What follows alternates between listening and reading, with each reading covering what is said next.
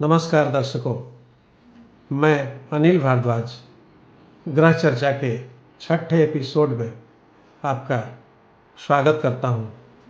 देखते ही देखते ये छठे एपिसोड तक चला गया और मुझे बहुत खुशी हो रही है कि आप हमारे पिछले वीडियोस को कितना पसंद कर रहे हैं। इसके लिए इससे हमारा मनोबल बढ़ता है।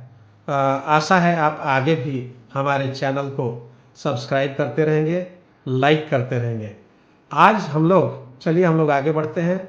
आज हम लोग बहुत बहुत ही इम्पॉर्टेंट टॉपिक को लेकर के डिस्कस करेंगे। ये टॉपिक रोजगार से संबंधित है। किस आदमी को, किस व्यक्ति को, किस महिला को किस तरह का रोजगार करना चाहिए, कौन उसे सूट करता है, ग्रह के दृष्टिकोण से ये देखना बेहद आवश्यक है। देखिए, पहले हम लोग ये जाने कि ग्रहों का जिस तरह से मनुष्य की आयु होती है, ग्रहों की भी होती है। बाल्यावस्था, युवावस्था, पूर्ण युवावस्था, प्रौढ़ावस्था, वृद्धावस्था, ऐसे। तो एक ग्रह एक घर में, एक राशि में टोटल 30 डिग्री होता है। तो 30 डिग्री में 30 डिग्री में वो कहीं पर भी रह सकता है। अगर वो 30 डिग्री के बीचों बीच है, यानी 15 डिग्री पर है, तो कहा जाएगा कि वो ग्रह बहुत पावरफुल है उस घर के लिए।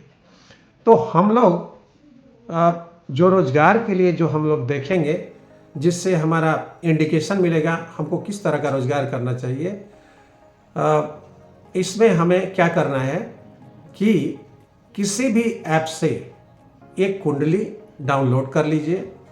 बहुत सारी कुंडलियां हैं, आप ऐप से डाउनलोड कर सकते हैं प्ले स्टोर से, और अपने लग्न कुंडली को देखिए।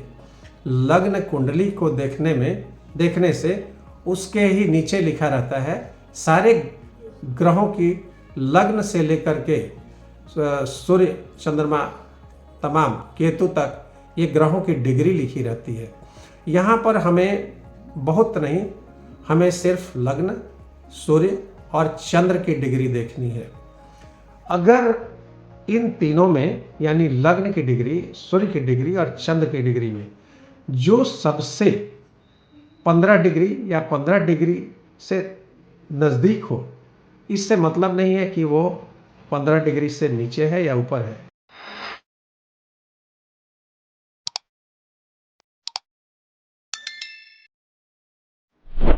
तो फिर अब हमें क्या करना है, इस घर से, यानी लग्न से या सूर्य से या चंद्र से, जिसका डिग्री सबसे पावरफुल है, उस घर से हमें 10th हाउस को गिनना है।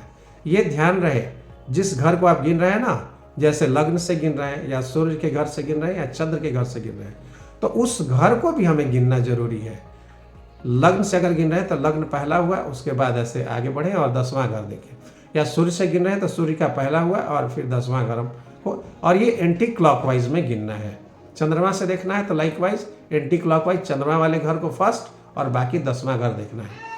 अब ये 10वें घर का बहुत इंपॉर्टेंस है। ये रोजगार से संबंधित है, हमें आजीविका बताता है, हम क्या व्यवसाय करेंगे उसकी प्रकृति भी बताता है। तो हमें देखना है कि हमारे इस जो हमारा लग्न में जो पावरफुल ग्रह है, उसका 10th हाउस में कौन सा ग्रह अवस्थित है, ये मुझे ध्यान देना है।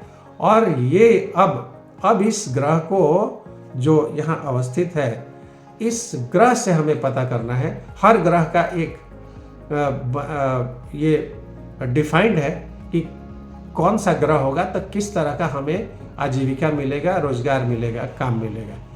तो ये इस वीडियो में ये बताना संभव नहीं है सारे ग्रहों के बारे में कि किस ग्रह से कौन सी आजीविका मिलती है, परंतु मैं अगले वीडियो में निश्चित रूप से, अगर आप लोग इस वीडियो को लाइक करेंगे और कमेंट करेंगे कि मुझे जल्दी से ये चाहिए कि किस ग्रह से क्या आजीविका मिलता है, तो मेरा अगला वीडियो उसी पर होगा। मैं आपके कमेंट्स का इंतजार करूँगा।